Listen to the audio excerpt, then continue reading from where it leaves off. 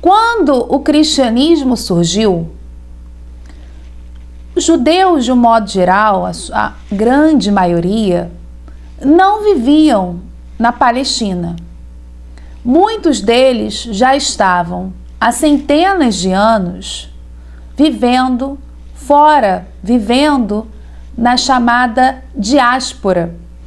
Do ponto de vista da arqueologia e mesmo de textos produzidos por esses judeus de diáspora e por não-judeus, romanos, gregos, que observavam, conviviam com esses judeus que estavam nos mais variados lugares da antiga bacia mediterrânea, atestam uma forte circulação e trocas culturais entre judeus e helênicos.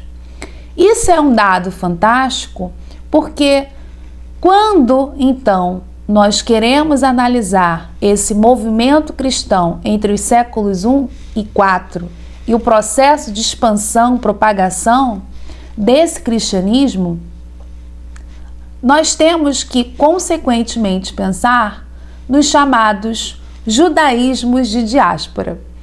E é isso que nós vamos conversar hoje.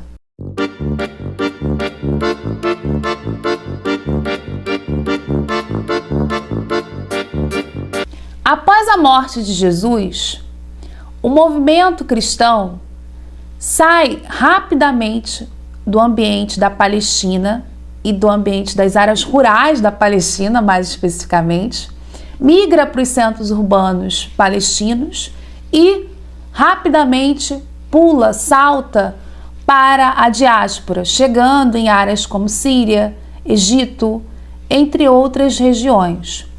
O interessante se observar é que esse movimento cristão chegou aonde já previamente estavam estabelecidas comunidades judaicas. Ora, isso significa dizer que quando a gente está estudando esse processo de expansão, de propagação do cristianismo, a gente deve se atentar às comunidades de diáspora que já são plenamente helenizadas, falam grego, leem a versão da Septuaginta e não mais a Bíblia hebraica, e que são os pontos de referências linguísticos e culturais que se inserem no Novo Testamento. Não por acaso, a gente tem aí uma série de referências ao material chamado Veterotestamentário, o Antigo Testamento, que dentro do Novo Testamento, mas que não são provenientes da Bíblia hebraica, mas da sua versão para o grego, a Septuaginta. Então, esse é um primeiro ponto importante que a gente deve se atentar quando estuda as origens desse movimento cristão. É se atentar, então, não para um judaísmo rural de língua aramaica, mas esses judaísmos que já estão plenamente inseridos em ambiente urbano, de língua grega e disseminados dentro da antiga bacia mediterrânea. Mas um outro ponto, para além da própria Septuaginta, que torna a importância da gente pensar esses judaísmos de diáspora para o estudo dos cristianismos antigos, é o fato de que nós estamos entendendo que, por meio tanto da cultura material quanto das referências literárias produzidas pelos próprios judeus que estão disseminados, estão no Egito, estão na Grécia, estão na Itália, e para a produção em grego e latim de helênicos que falam sobre esses judeus, é que a gente começa a perceber que esse judaísmo vai estar sendo lido como uma filosofia ou um culto de mistério, dentre tantos outros dispersos dentro dessa desse mundo antigo. Ou seja, significa dizer que tanto judeus quanto não judeus vão ver o judaísmo como mais uma corrente filosófica, mais um culto de mistério ou uma associação voluntária dispersa nesse espaço geográfico. Não por acaso, quando a gente olha epigrafias como essa que eu estou projetando aí em tela, essa é uma inscrição encontrada na sinagoga de Douro-Europos. E olha que dado interessante o que essa inscrição diz. Esta casa foi construída no ano de 556, correspondendo ao segundo ano de Filipe, Júlio César. Na liderança do sacerdote Samuel, filho de Iedai, o arconte. Ora, aqueles que estavam encarregados desta obra eram Abrão, o tesoureiro, e Samuel, filho de Safara, e o prosélito, né? Reticências é porque o trecho a gente não conseguiu traduzir, está perdido, né? Com o espírito disposto, eles começaram a construir neste 56º ano e enviaram e apressaram-se e trabalharam uma bênção dos anciãos e de todos os filhos esse trecho também perdemos, trabalharam e labutaram. O trecho final também perdemos e termina.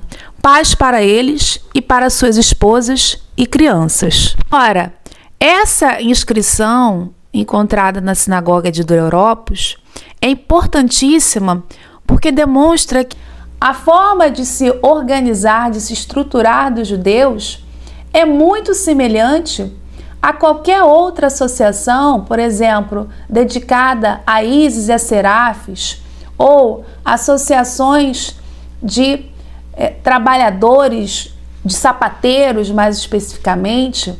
A gente não vê uma distinção. São elementos, então, muito em comum.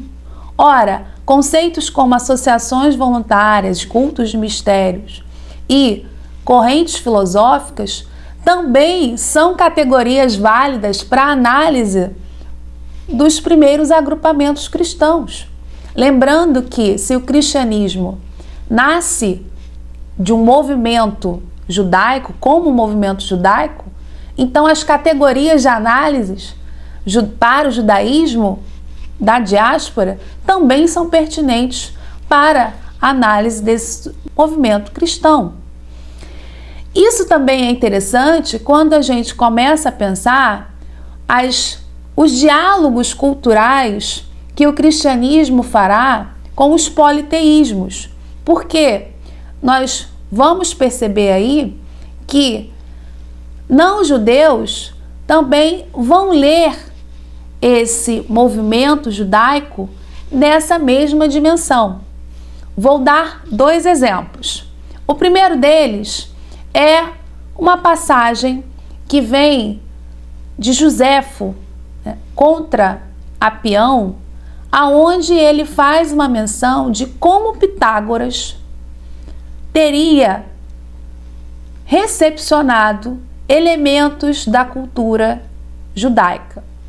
Olha aí o textinho que está em tela.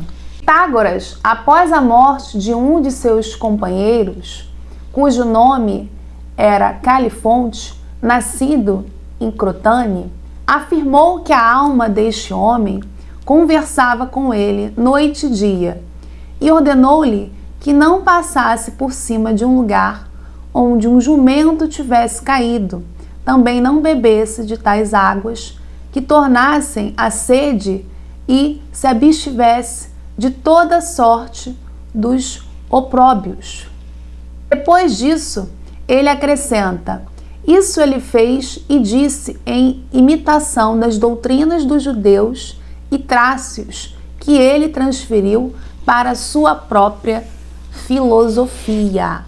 É nesse relato de Hermipo de Esmirna que a gente observa, então, um dos exemplos, uma das referências de como que judeus estavam enquanto cultura, enquanto religião, etnicidade, sendo vistos e interpretados por gregos, por helenizados. Esse é um relato que, inclusive, o próprio Flávio Joséfo vai utilizar como uma das argumentações para demonstrar como que esse judaísmo, a cultura judaica, já era amplamente conhecida e disseminada entre os não-judeus. Isso também é um dado interessante porque no relato afirma que o judaísmo está sendo entendido enquanto uma prática filosófica e alguns desses elementos ou comportamentos, normas, estão sendo inseridos em uma outra corrente filosófica que não tem nada a ver com o ambiente judaico. Isso é interessante porque quando a gente olha os afrescos, mosaicos presentes em diferentes sinagogas que estão disseminadas na diáspora, como Dura Europos ou Beit Alfa, a gente começa a perceber como que elementos, personagens como o deus Hélio, ou Davi sendo representado como um Orfeu, ou a forte presença de signos do zodíaco no chão de uma sinagoga, aparecem sendo retratadas. Ora, significa dizer que esses elementos da cultura e da religiosidade politeísta estão sendo ressignificados e sendo utilizados por essas comunidades judaicas. Quando a gente vai olhar a arte funerária cristã, frescos, relevos, mosaicos, nós também encontramos o uso do deus Hélio, e aonde Jesus é representado como esse novo Deus Sol.